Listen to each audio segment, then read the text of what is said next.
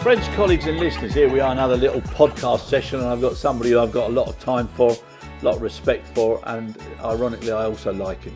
The person I'm talking about is David Kerr, who's now an independent consultant and a senior associate with a few organisations, which I'm sure you'll expand upon. Dave, lovely to see you. Great to see you too. Nice. Yeah, lovely to see you too, Chris. Yeah, it's been a while, so thanks for having me on the show. It has, yeah, and I meant what I said. It was always, I really enjoyed working with you, for you, and we had some good times, and you're a decent fella, good company, so let's see how we get on with this. I'll pay you later for that. Thank you. Yeah, no, it's all right. I'm always there to help. So, Dave, we started a little exercise. Tell us your story. Yep. And the main reason behind it is to let people who are already working in the industry and let people who might be thinking of coming into the industry, let them know what it's like from seasoned professionals. Obviously, I've been through a few more seasons than you, but just get that engagement and that enthusiasm and that passion. Mm-hmm. So, if you wouldn't mind, I'll interject a little bit, but if you wouldn't mind, just let us know how it all started for you. Sure. Well, I think the sort of looking back, the reflection is that there's been people in that journey who've given me a break. You've given me that chance. So I may not have come from an industry or a function, or I've had experience of a role, but somebody or a couple of people have taken the decision to back me, and I've always been grateful for that. So I've always looked to try and do that in my career when I've seen people ready for an opportunity. But the first aviation role I took, there were some graduate interviews done at American Airlines. American had just taken on some of the Heathrow slots. Oh yeah. So they'd acquired those. They'd been operating out of Gatwick prior to that. They'd integrated a bunch of the team from Heathrow from TWA days. Yep. So they were growing. Yeah, big new operation at Heathrow, and cargo was obviously in the distance for me at that point, but this was in passenger roles. So I went in as an analyst. I'd been working at Unilever, did a bit of accounting in my background. Didn't really want to make that a career choice in the end, but being comfortable with the numbers, in business cases, so it was always helpful. I was backed by a couple of guys, Oliver Wigdale and Brandon O'Reilly, who took me on, and I was a senior analyst in the sales team there. And eventually, poacher turned gamekeeper, I went out on the road. I was a corporate salesman at American Airlines, calling on a lot of the British industries, the US banks. Yeah. Ended up joining one of them briefly. Again, flipped role from buyer to seller to buyer. But I couldn't stay away. I came back, took a role in Singapore. Again, international role there for the first time, living abroad. It was an offline market. American Airlines had partnerships. One World was just getting going at that time. So coming back in, that was an exciting time to be back in. But isn't that the wonderful thing about this industry? Like you just said, first overseas posting, the fact that where an aircraft lands and takes off, there's so many separate businesses or services that all go round. And if you're able to do it in one area, you can do it in another. And that's the unique thing. You can just go anywhere and you know exactly what's going on. Yeah. Well, the interesting bit about that role was an offline sales role. So, in fact, you didn't have the shiny metal bird landing every day to feel proud about, but you had to generate your own interest in working with partners, connecting traffic to the hub. In this case, it was Tokyo from Singapore. And, I've seen some of the most committed people who actually don't see and live and breathe the aeroplane every day. They're creative and really enthusiastic about the task. So that was interesting to see the offline world and how selling, when you don't actually have the product in front of you, was a real skill, and there's some really good people there. You're right. You're right. Some would see it. Yeah, I mean, it's a tough shout, but once you master it, it's rewarding because you know that if it wasn't for you, maybe that service wouldn't continue or be as profitable as it is. So. It definitely supported the Tokyo hub, so it made those flights work. Yeah, it's interesting as well. You say about people giving you opportunities, and I always think the one thing you should never do, no matter how good or how high you go in this industry, is forget the people that gave you chances. Absolutely. And then do the same and support others, because it's that wonderful feeling. Yep. When somebody sponsors you, or they're looking after you, or they're giving you an opportunity. And I think it makes you work harder and you become more determined because you feel that you don't want to let them down. No, absolutely. And then, later on, if you've shown the same sort of loyalty to team members and colleagues you've worked with, that comes back to you as well. And people don't forget that. So I've always tried to have that instinct about it. And I think that's been important. People have been good to me and pay it forward, pay it back. No, I agree. And I think that like the 3 Ps, people, practices and performance, they all run together. And if you're good with people and people enjoy, or you're able to teach them or make them better, then the practices are there, and then you see it from the end performance. So it's brilliant. It is.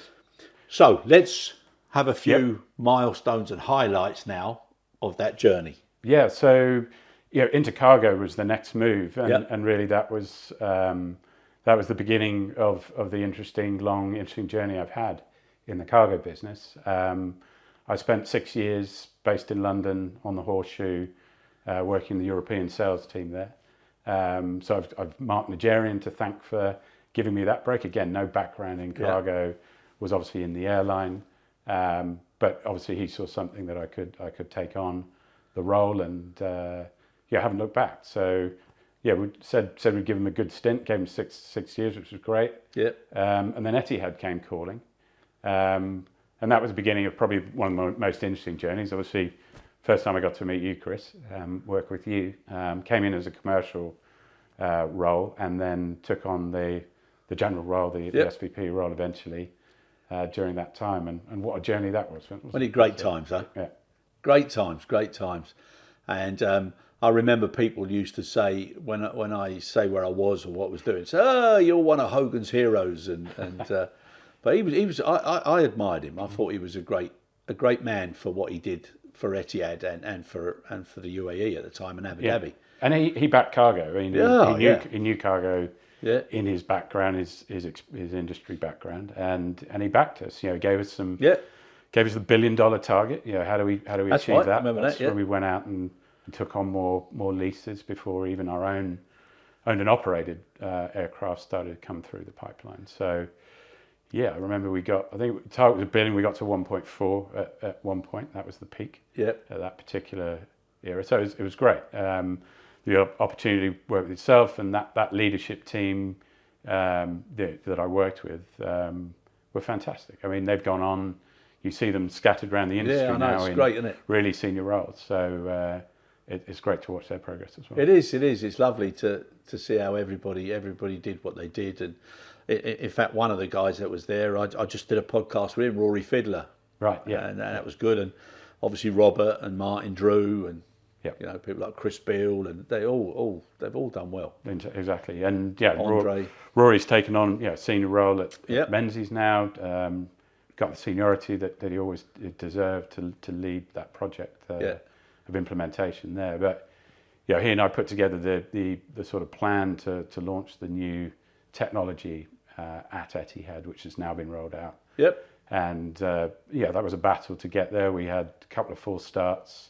We had to get the hub sorted out, and he and Robert Fordry worked very closely together to solve that as the hub grew kind of beyond its capabilities. They really managed to make it work. So. Yeah, no, it was a great energy with all those guys, and it's lovely. It's like you said, it's lovely to see, because you almost feel part of it when you see them dotted around and what they're doing in the industry. Nice to enjoy their success. Yeah, which is brilliant. From a distance. Yeah, exactly, which is brilliant. But I remember the halcyon days when we were getting an aircraft every couple of weeks or whatever, and that gave a different approach where you could have a different concept of vendor management and actually demand change and influence change, because you were giving people free business just because of the increase in the fleet size. And I think it was right to expect more, which is, I think, sadly now the dynamics are all sort of changing, and I think there's a little bit of a correction that's necessary to put some realities back in. And I mean, the growth plan was there in those early days. And then taking on, obviously, the capacity of some of the partner airlines. The whole Etihad group. I think thinking cargo were probably the main functional area that really made the most out of that. We got mandates from most of the carriers to integrate that capacity into the network.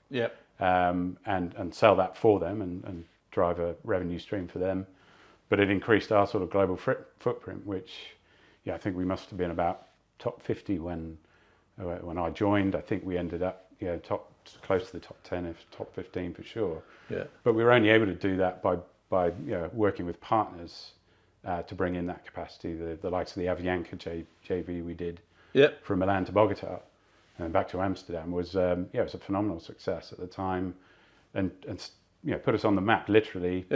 South America was suddenly in our repertoire. So it was entrepreneurial times, and it needed a team committed to that. The partner was very strong. The team at Avianca were really committed, and I think that was key. Is if you find good partners who really trust each other and can work well together, you can do anything. But it is a difficult threshold to cross to do that kind of a program. But it was a blank canvas, wasn't it? And like you said, everybody in the industry now talks about cooperation and collaboration, and I think it's just because they're short of a few words. Everybody spouts them out, but when it comes down to it, if you can actually get people with a common interest and a common passion, it's incredible what you can do. Yeah, that interline program in Singapore on the passenger side was the first experience I had of really being creative with that. What we did at American, at the hub at Heathrow there, the partnerships we had with Middle Eastern carriers, that interline program was key to the feed and defeed of the flights.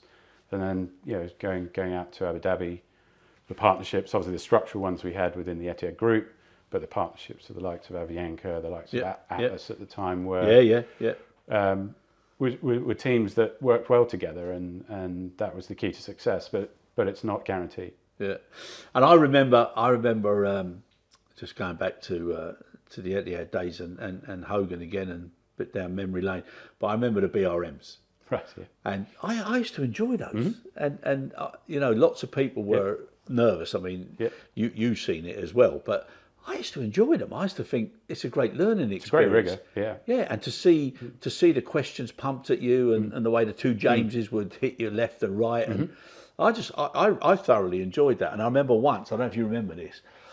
There was a problem. There was a problem in the warehouse and out on the ramp, and I was out there, and the phone rang, and you said to me, "Where are you? The BRM's about to start." Do you remember this? I'm going to recall it as you tell the story. I'm sure. But and you said it's on in about 5 or 6 minutes. I said, "What?" I said, "Oh, damn, I've been out here." And you said, "Get yourself." Well, you didn't use "get yourself." It was a different word. Get over here quickly. And I think it was Roy Gadsby. I said, "Roy, quickly, get the car out the front. You got to take me." So we flew to headquarters. Had to grab a few pieces of paper and straight up. And I remember I just literally walked in the door and you winked at me. And just as I sat down, he walked in behind you. They walked in behind. I thought, oh my God, because he was on time was late, wasn't it? You had to be on time. Yeah. No, I remember that. And then I remember another one. You know when he used to do his management sessions, which were I thought they were great. I mean, he was tremendous with that. And I had a touch of tummy trouble from something that I'd eaten, which was a bit spicy. Right. And literally just before going in, I had to fly to the toilet, otherwise it would have been a disaster. Yeah. And I was just in time. You know, as he walks in and he gets his, just when I opened the door, and he said, "You're too late, come and see me." And then and then I had to wait, and then afterwards I had to go and see him. And then when I explained about the explosive nature of the nether regions, too much information. He accepted it. Yeah. But no, great days, Dave. And it was a great journey, and moved back to the UK. Did 7-8 years there, fantastic times, great memories, no regrets. It was really good. Back to the UK, getting the kids into school here in the UK was great. Times with Cargo Logic Air, which was a challenging environment, part of the Volga Nipa family, if you will. Relatively new AOC, getting those 747s launched. There were things there that I learned that I probably wouldn't have had a chance to learn even in the most senior roles at a big company. It was interaction with the DFT, talking about bilaterals, helping input with negotiations with other countries and so on. That whole sort of stakeholder management piece was important. And those contacts served me quite well. I did a time with Hertz after CLA, and it was during the pandemic. I was able to contact the DFT and get involved. We got involved in the mobile testing, putting the commercial vehicles into the MOD and through it for the NHS. Had 100 or so vehicles out there, all kitted out inside. So remember, you used to drive out to those car parks. Yeah, and yeah, the yeah. Well, those vans were Yeah. Hertz vans. Some of those. So, again, it was through a contact at government level. So those were more interesting times in my time with European Cargo as well. That was an important part of the role there. Getting access to Chinese bilaterals, MOUs. Was even allowed to sit in on the bilateral in Beijing back in January there. So, yeah, fascinating to get inside the tent, as it were, on those kind of discussions and make sure that UK airline interests were put to the fore, and obviously European Cargo benefited from that. The e-commerce business that we were taking from China back to the UK was phenomenal, and seeing those on either side of Brexit was interesting. So CLA was pre-Brexit. UK AOC was seen as just going to be a disaster. Yeah. But actually, the silver lining has been, what we saw with the ECL was exporters wanted to bring product directly into the UK. The e-commerce market's huge here. Yeah. And therefore, the disruptions of mainland European hubs getting across the border to the UK meant that it was far easier to bring it directly in and with scale. So we've seen kind of both sides of that equation as well. They obviously did phenomenal work during the pandemic, transporting all the test kits and the materials for the NHS. 400 or so flights they did that, but that was all pre their STC. They got their STC to run those A340-600s as a freighter. Yeah. Challenge, to put that in the market, but we were successful at launching that. I think they're up to 5 aircraft now. Growth strategy ahead of them. We were hoping to get additional financing there to grow further, but that wasn't successful. But again, spending time out on finance roadshows, talking to VC players and private equity players was also great insight. And, but what a great experience! What a great collection of tools you've now got in your toolkit. Yeah, if I remember them and bring them in when they're needed. Yeah, exactly. I think you kind of feel sometimes you need less of the laid out template or the plan in front of you. You've got something up there that kind of joins the dots, and I guess that's wisdom, right? The experience turning into something you can make a decision with in a more intuitive way, and that's an interesting time in my career to be doing that, and I think that's why getting involved in the advisory piece is interesting, because you come into a pretty new situation, quickly assess it, and use those instincts and that experience, the technical knowledge you have to an extent, to help solve problems and basically help them work through their issues. And also pass on that knowledge to others, because sometimes people who are overconfident and feel they've never made a mistake or never been in a tricky situation, it's not gonna end well. But somebody who realises, my goodness me, I remember when we did this, I remember what the outcome was, this is a better way of doing it. If you're able to share that knowledge with people, it's a wonderful thing. But obviously you've got to build it first. I mean, I'm working with these guys at Alchemy Consulting. They're based down at London Bridge, bringing in graduates all the time. They're young, they're dynamic, very smart kids. They listen well, and what's fun is imparting that sort of knowledge and working together to turn that into an interesting bid or an interesting problem-solving solution. So, it's great, isn't it? Yeah. Fantastic. I remember my granddad said to me, I never understood what he was saying then, but he always said, wisdom is wasted on the old and youth is wasted on the young. Indeed, yeah. And if you could do it reverse. If you could swap it around. It'd be fantastic. Yeah. So now, what are you doing at the moment? Yeah, so I mentioned Alchemy Alchemy, there. So we've got some bids in for some interesting work. They're growing their aviation practice. Nice. Introduction there was an old colleague from Etihad, Chris Taylor. Also worked with him at American. So again, the network and the circle continues. Working with Valley Road Capital on a couple of bids as well.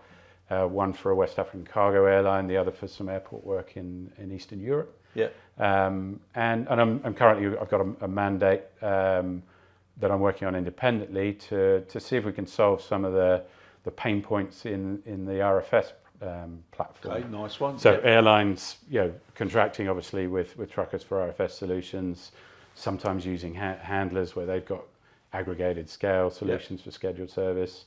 The technology that needs to bind that and make that more transparent is clearly not there. getting involved in the new technology companies, get involved in the trucking companies as well, and trying to understand their systems. It may be that they've got systems that can teach the airline RFS sort of platform something more than it has already. Agreed. But talking to the folks at Etihad, Thomas, it's one of his pain points. So we'll look at trying to solve that for him. No, 100%. That's good. And sometimes it's when people are so focused and specialised in what they do, like you said earlier, they don't see all the dots being joined up in a certain way, which might not always be the straight line. Exactly. Yeah. And that's where it comes in useful. Yeah. If I was to ask you then, and like I say, I worked with you, I've listened to you and interacted. You're very passionate about what you do.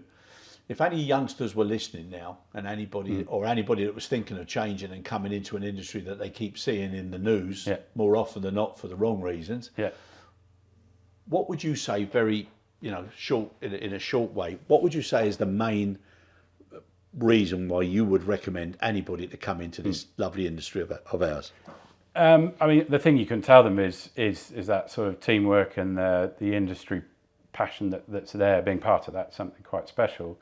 But that's probably not going to mean too much to a young graduate or somebody coming out of an apprenticeship or something like that. I think the interest in the industry, particularly cargo, being involved with global trade. When you start to see the different flows of commodities, the different geographic flows, and how that's evolving, you really are at the heart of that. So if you've interest in business and you've interested in global economics and so on, that it's a fascinating business to be in as part of that. I've got my own kids will be coming through and trying to make some of those decisions as they go forward. I think it's interesting. I'd be probably more inclined to encourage the practical experience over the academic one as people are coming through. If you could combine the two, it'd be perfect. Great, isn't it? There's apprenticeship levies that are out there. Whether those will continue in the new government in the UK, we'll see. But they're a great way not only to bring new people into the industry, but also retrain people, more senior people into different roles as well. So there are some tools out there that can be used, but I think you probably agree we don't see nearly enough of it to encourage people to get exposure to our industry. No. You're down at Farnborough earlier in the summer, and you see all the massively different businesses that are involved. So it is a huge industry, whether it's from that sort of defence side to us in cargo, the slightly less glamorous side of the business. But it is amazing, I just think it's the dynamics and the opportunities, and we both lived abroad, we've both had that experience, we both thoroughly enjoyed it. It opens up a different world when you actually live and work in a country as opposed to just visiting. And I think those opportunities are incredible, because that's one of the best academies of life you can ever attend. You think how multicultural it was in Abu Dhabi, and even fantastic. just in Etihad itself. Working with all those different cultures, the different motivations they have. It's humbling to be part of that, and you learn a great deal. You can't come in with preconceptions, and you have to understand and listen. Everyone's different. Yeah. But everyone's the same. It's the weirdest thing in the world, isn't it? It's great. Dave, really enjoyed it. Please come back again and let us have some more insights, and especially with some of the projects, because I think there's so many things that can be done, and if people get the right people together for the right reasons at the right time, they can happen even quicker. There's some shifts, I think, happening in the industry at the moment. You see the influence of e-commerce. It's huge, starting to consolidate and cluster perishable, huge pipelines that perhaps disrupt some of the things we've known more traditionally. Going to an e-commerce conference next week in Liège. Lots of different stakeholders there, and I think there's some different people. I might be there as well. Okay, so I think we'll see a little bit of something different there, and creating hubs. I think it. There may be less experienced people coming into the industry. You see these young kids coming out of these Chinese e-tailers, ready to build a logistics platform, and they have no experience, but they know what service they want, and they will make sure they get it. And whether that's through their known contacts or industry contacts, they'll find a way, and they'll evolve. They'll get it done, and they'll improve and they'll get scale quickly, and so that will drive, I think, some change. Now, I don't know that that's the whole industry transformed, but it's a good chunk of it. Yeah. But it also encourages, like you said earlier, about new skilling, upskilling, cross-skilling, because the one thing that we have to have is agility of the workforce so that they're responsive to these changes, appreciate them and actually welcome them. Yeah. And, you know, that's a huge opportunity. Absolutely. And if it's being driven by e-commerce, then so be it. Yeah. But it's also going to change the way facilities are developed and airports are run. And I think airports are the next, or they should be, the positive disruptors that actually say, if you want to do anything on this airport, you do it our way for this reason. This is our forecast. This is our strategy.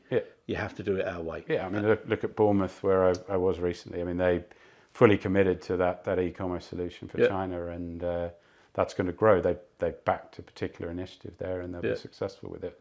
And that's against some of the bigger hubs that we know and love in the UK. So, no, that's good. And if Bob's listening, then he'll say thank you very much, David, and then I'll say, Bob, now it's your turn to come on. Exactly, get yourself here. I'm sure he'll tell you some good stories. I'm sure. But Dave, listen, thanks. Always Chris. A pleasure. Thanks for having me on. Great pleasure. Good luck with everything. Yeah, all the best. And please keep sponsoring as many people as possible, because it's a wonderful gift.